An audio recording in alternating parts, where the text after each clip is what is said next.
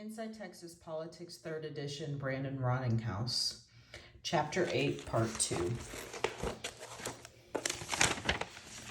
The Governors of Texas. 8.3, Informal Powers of Texas Governors. The Texas Constitution gives governors a modestly sized toolbox of formal powers with which to work. Governors, however, have informal powers that derive from the experience, their natural ability to negotiate and lead, their popularity and their relationship with the media. The prowess of governors to exploit their informal powers largely defines their legacy. Enabling skillful governors to effectively bargain with the legislator, set the policy agenda, and serve as economic cheerleaders for the state. Legislative bargaining. Governors are granted the formal power to recommend legislation, but they have to work well with other members of the legislature to ensure passage of their agenda. Governors work with allies and enemies in the legislature to iron out policy differences. A savvy governor works both within the Capitol through direct negotiation with members and outside the Pink Dome through indirect negotiation with media. Meals and midnight visits. Being available and cordial can go a long way in legislative relations. On one occasion, Governor Price Daniel was called near midnight to the Capitol to break an impasse over the sales tax rate. The governor was already tucked in for the evening, but arose dressed and sped across the street to the Capitol. Working into the early morning hours, the committee adopted a compromise sales tax bill with the governor's aid. In contrast to the inaccessibility of Governor Ann Richards, Governor George W. Bush, clad in a ball cap and no shoes, would invite legislators late into his office with music playing. The governor and legislators hammered out many pieces of legislation over steaks and spirits, often at one of Austin's many locations frequented by the political elite. Like Austin, Land and Cattle, or the Cloakroom, endorsements. Governors can lend their personal prestige to candidates for office with the presumption of reciprocal support. The 1980 elections saw huge gains for Republican candidates across the nation, with the newly elected President Ronald Reagan leading the charge. Republican Governor Bill Clements came into the 1981 session riding high in the saddle after backing several winning Republican candidates in the 1980 election. These new Republican members of the Texas legislature, though outnumbered by Democrats at the time, owed their seats to Clements and returned the favor by supporting his proposed programs. Working on the floor. The governor had his or her staff also coordinate and communicate with members of the legislature while the session is ongoing.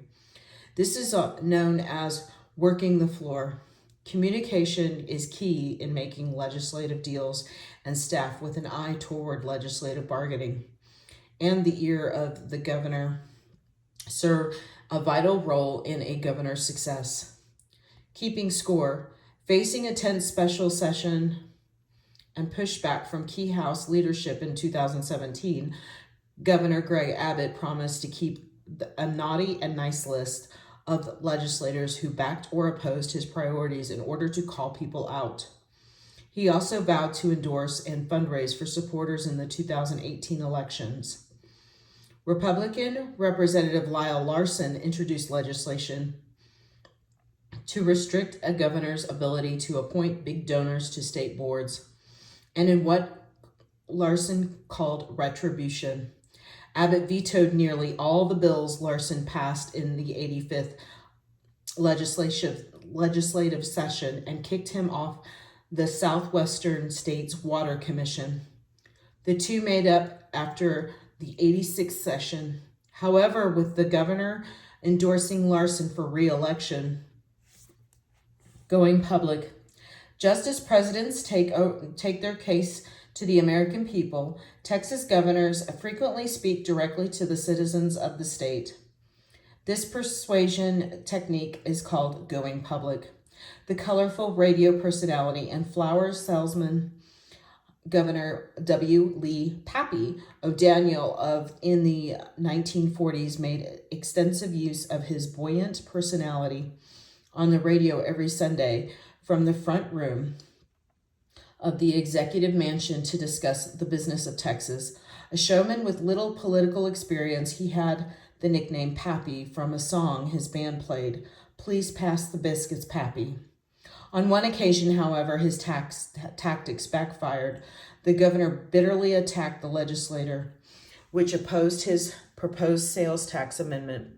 He read a list of specific senators who had supported his program, labeling his group the honor roll and threatening to take the stump to oppose the re-election of those who had worked against his program, called a Sabbath Caesar.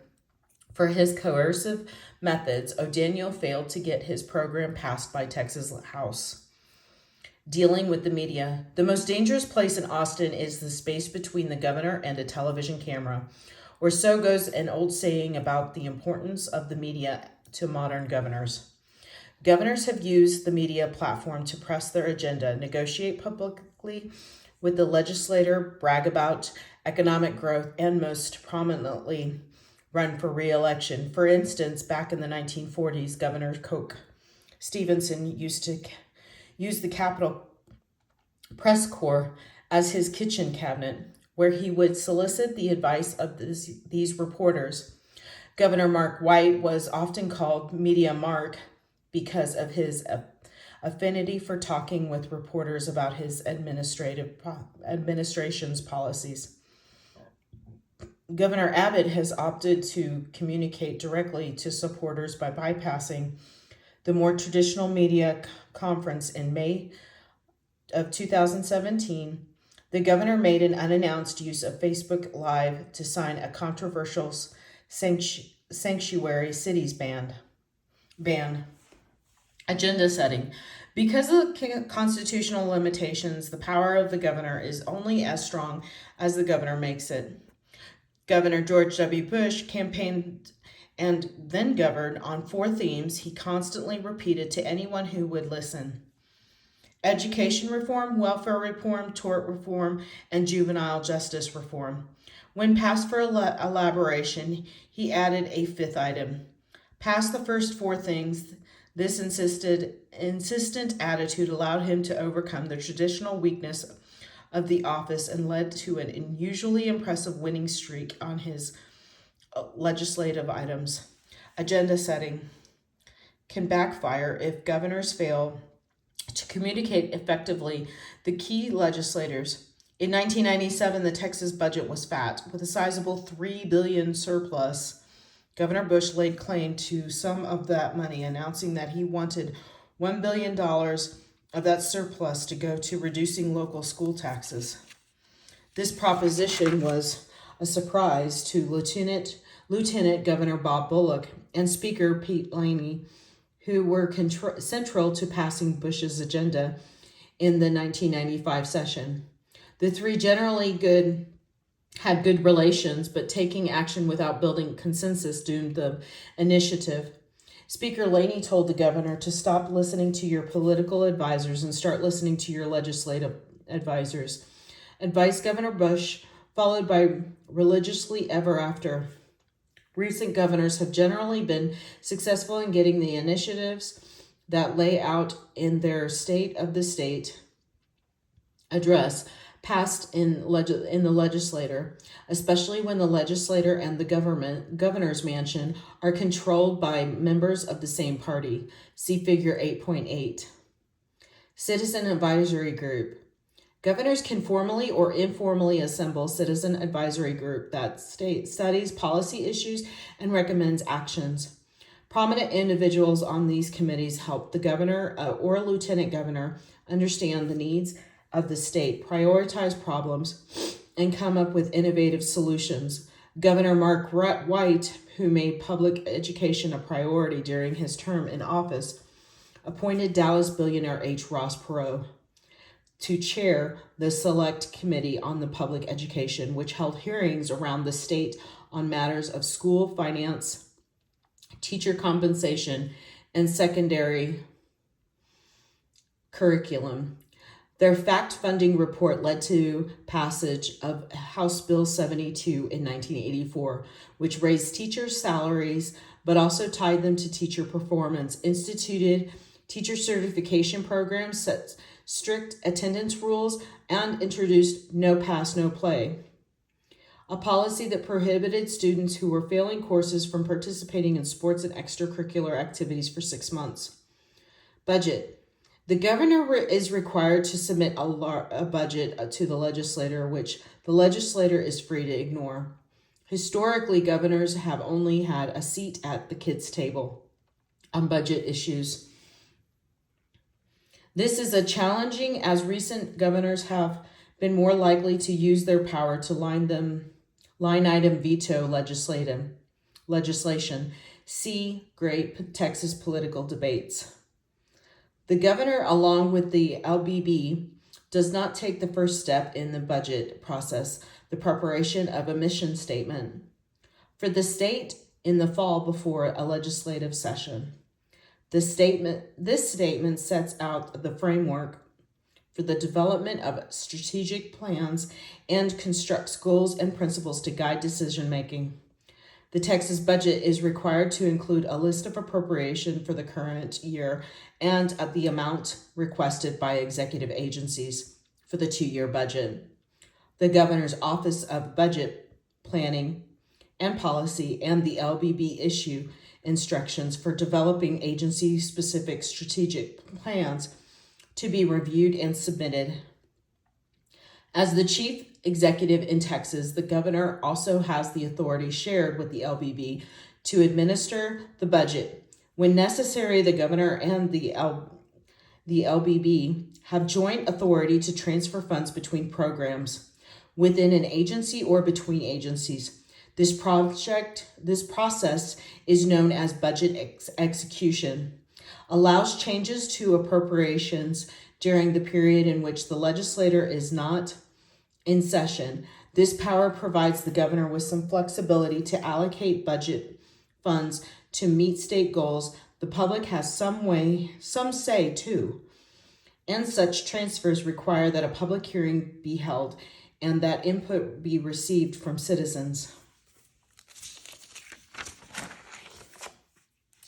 When Governor Abbott faced a big decision about whether to extend the deployment of 1,000 National Guard troops from Operation Strong Safety, who were protecting the Texas-Mexico border, he had 3 payment options. He could use emergency rider, tap the governor's disaster funds, or utilize the traditional budget execution.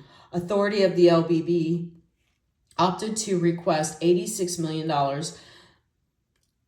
in extending the National Guard deployment for another 11 months. This action drew the scrutiny of lawmakers, including Republicans who claimed that the governor and LBB should have pursued a legislative funding route to produce a more transparent process. Inaugural speech. The governor's inaugural speech is not constitutionally required, but it is traditionally delivered with much pomp and circumstance at the beginning of a new gubernatorial term. The speech is generally more inclusive than partisan.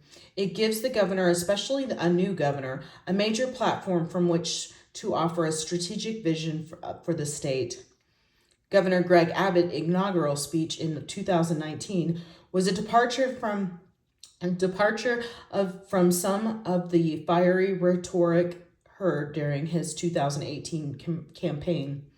His remarks on a Tuesday in Austin in front of actor Chuck Norris and Apollo 8 astronaut Walter Cunningham played up the commonality of Texans and the importance of thinking about the future needs of the state, especially education and a strong economy. State of the State address.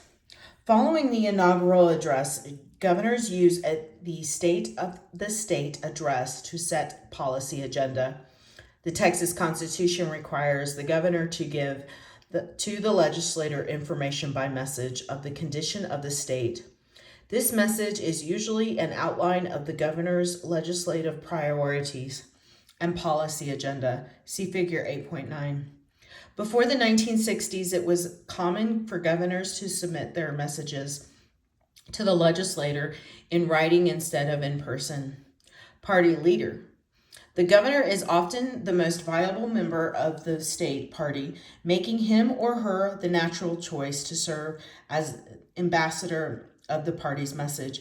Governor Bill Clements, the first Republican governor, first elected in 1978, then again in 1986, since Reconstruction, is considered the father of the modern Texas Republican Party for establishing a foothold in the state run exclusively by Democrats.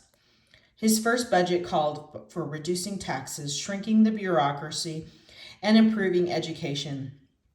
Clemens recruited new appointees, making them pledged in the future as Republicans. He also provided a new generation of young Republicans with opportunities in state politics they would not have gotten in the Democratic-led state. Modern governors must balance an ideological wings of their party. Republican Governor Abbott's party, for example, has both moderate and conservative members, necessitating the careful collaboration of policy agenda. Personal outreach. Successful candidates are often the most personable, and when in office, Texas governors use these personal skills to court the electorate and develop powerful and important networks in state government. After her husband, Governor James Paul Ferguson, was impeached, the charming Miriam Ma Ferguson ran and won the gubernatorial election in 1924 and was elected again in 1932. Both Fergusons created a well-crafted image of being simple farmers and built their campaign around appealing to rural constituency. One aide to Governor Ma Ferguson recalled that the reception room at the governor's mansion was continuously jammed with the constituents waiting to see one of their governors, referencing Ma and Pa Ferguson's campaign promise to elect two governors for the price of one. Similarly, Governor Preston Smith had breakfast every morning at the Driscoll Hotel, a few blocks away from the governor's mansion, and would welcome members of the public to join him. The primary of the personality can be a boom or a bust for governors. In the clubby world of Texas politics, sometimes personality outranks policy. Two political rivals who ran against each other 2 different times for governor had problems resulting from their personality. Bill Clements and Mark White. Clements was the model of a long series of wealthy oil men who entered Texas politics.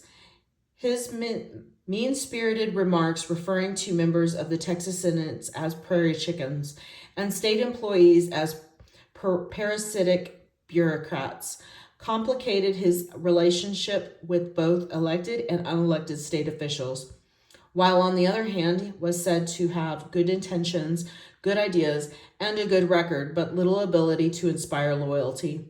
Slavishly listening to public opinion polls, walking back and forth between issue positions and appearing weak on several positions, he lost his bid for re-election in 1986. Economic cheerleader. Recent Texas governors have spent a great deal of time on the road trying to lure jobs to the state. Governor Rick Perry spent months away from Austin recruiting companies to move to Texas, attracting Apple, Caterpillar, Facebook, and Toyota. Governor Greg Abbott spent several weeks out of the country in the summer of 2019 touting energy, technology, and healthcare opportunities in Texas, declaring one trip to India's as a home run. Texas led the nation in job growth during the economic downturn in the early 2000s.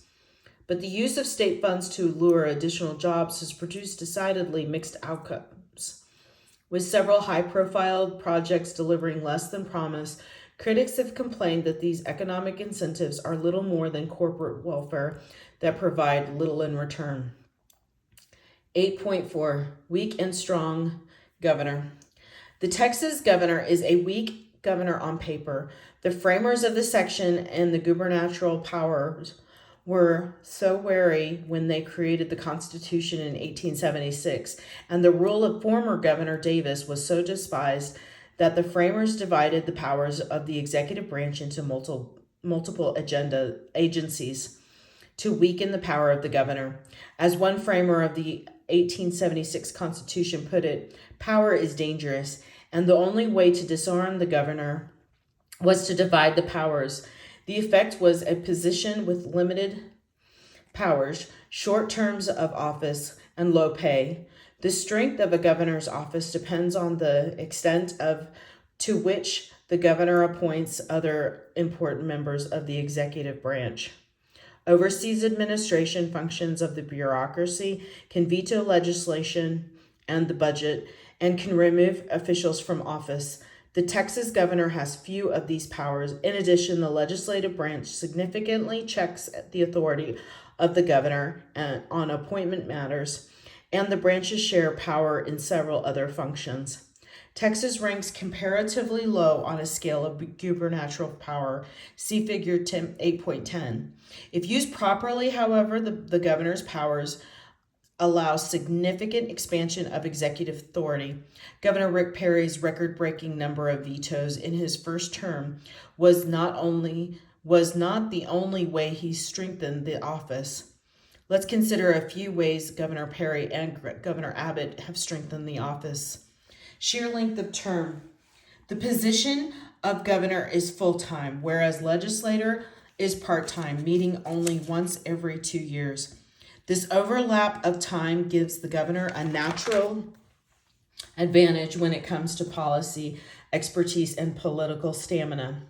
Governor Perry is the longest serving governor in the state's history at 14 years, and Governor Abbott, now in his second term, have been able to make their mark on the politics of the state simply by holding the reins of government for so long. Appointees. By virtue of serving in office for so long, Governor Perry was able to appoint nearly every member of every state committee, commission, or panel. He served long enough to go through the entire cycle of 6-year executive appointments twice. Perry appointed more than 8,000 individuals to head agencies, boards, and commissions during his terms as governor. Many of them were former staffers, aides, and allies. Governor Abbott has continued the tradition of strong use of appointments by not appointing new state officers after their terms expire. In this way, these appointees truly serve at the pleasure of the governor, who may more directly influence their actions. Critics claim that the appointment power of the governor is shared with the Senate, and so this arrangement violates the Constitution. Party power. Excuse me. The resurgence of the Republican Party in Texas didn't occur overnight, whereas other Republican governors before him opened the door to Republican Party rule. Perry took the door off the hinges. Perry started off as a Democrat and switched parties, as many conservative Democrats did in the 1980s. He topped the ticket in 2002 when Republicans made historic gains at all levels, including a sweep of all statewide offices. As the state changes politically and becomes more competitive, Greg Abbott is attempting to keep more Republicans in office by creating Abbott University for training door-to-door canvassers, and by record-breaking fundraising, raising more than $105 million since he first ran for governor. Criticisms and reforms. Although individual governors have expanded the power of the office, not all governors have been as effective as Abbott. If efficiency and expedience of action are important in modern government, reformers point to several formal powers that should be expanded to ensure a more effective chief executive. Most of these reforms would require amending the Texas Constitution. Appointment powers. Problem. Governors have limited influence over the key executive decision makers because of Texas' plural executive system. Governors have no appointment powers over important executive offices such as the state comptroller or attorney general, which are elected separately. Context. One primary criticism in the 1960s was that after Governor Price Daniel's 3 terms in office, the bureaucracy in Texas, which was supposed to be independent of the executive, would be completely staffed by his loyalist opponents of Governor Daniel, who was eventually defeated after seeking an unprecedented 4th term, charged him with attempting to control the major agencies. Solution. Expand the appointment powers to the executive to other executive offices in state government. Limit the number of terms a governor can serve. Cronyism. Problem. Because there are no term limits for governors, no restrictions on whom a governor can appoint to an office, and few limits on political contributions, political appointments to the states, many important positions are often used as a political patronage. Context. 29% of Governor Abbott's first-term appointees were donors with contributions ranging from $25 to more than $1 million. In 2018, one Lubbock developer admitted that he pledged $10,000 to the governor to be eligible for an appointment. The governor denied the pay-to-play allegation. Solution. Have the legislator submit a list of individuals the governor could consider to nominate. Improve the vetting process. Reduce the duration of time in office for appointees. Pass legislation banning donors from serving as appointees. Removal powers. Problem.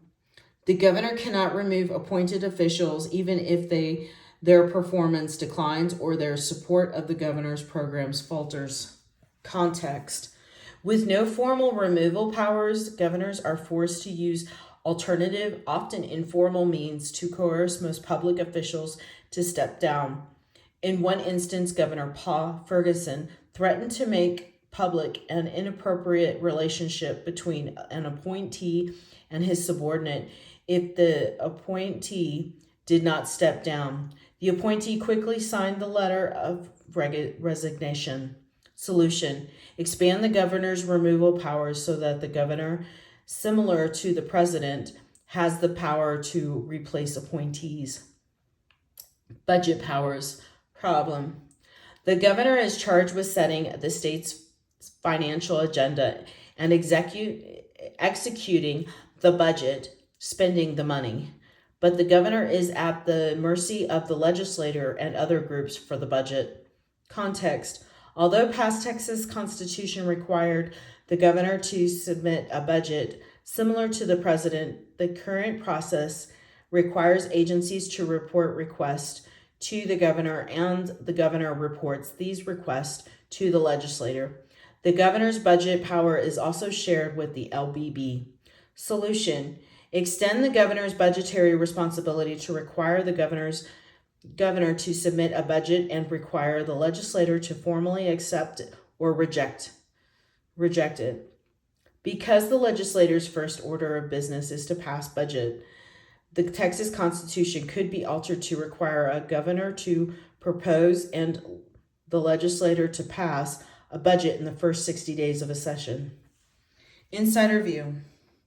Although the creators of the Texas Constitution intended to establish a weak governor, governors in the Lone Star State have expanded their power through aggressive use of the veto power, the appointment power, and the ability to call special sessions.